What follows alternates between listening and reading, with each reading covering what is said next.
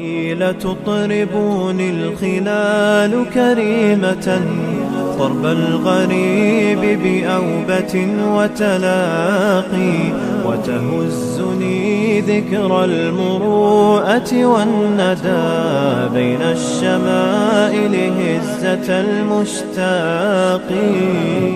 السلام عليكم ولا ليال mahadoodan waxay u sugnaatay Ilaahay subhanahu wa ta'ala waxaan idinla jeclaaday kelmado inaan idinla wadaago waana kalimaad aad ii cajab galiyay aan jeclaaday inaan idin soo gudbiyo si aynu uga wada faa'iidna insha Allah.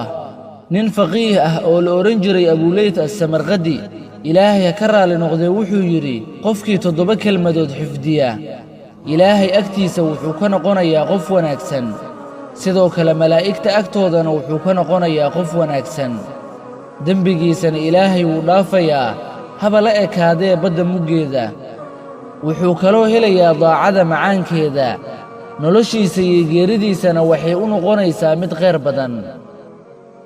midda koobaad shay walba inuu ku bilaabo bismillaah. midda labaad shay walba markuu dhammeeyo inuu yiraahdo alxamdulillaah.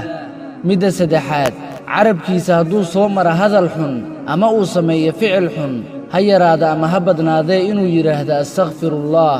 midda afaraad hadduu yiraahdo beri ayaan wax samaynayaa waa inuu yiraahdaa insha Allah. midda shanaad hadduu soo wajaho wax xun waa inuu yiraahdaa laa xawla walaa quwwata illaa billaah. midda lixaad musiibo hadday ku dhacdo nafsadiisa ama maalkiisa ha yaraata ama ha badnaatee waa inuu yiraahdaa inna lillaahi wa inna ilayhi raajicuun. midda toddobaad waa inuusan ka zuulin carabkiisa habeen iyo maalin inuu ku celcelinayo laa ilaaha illa Allah.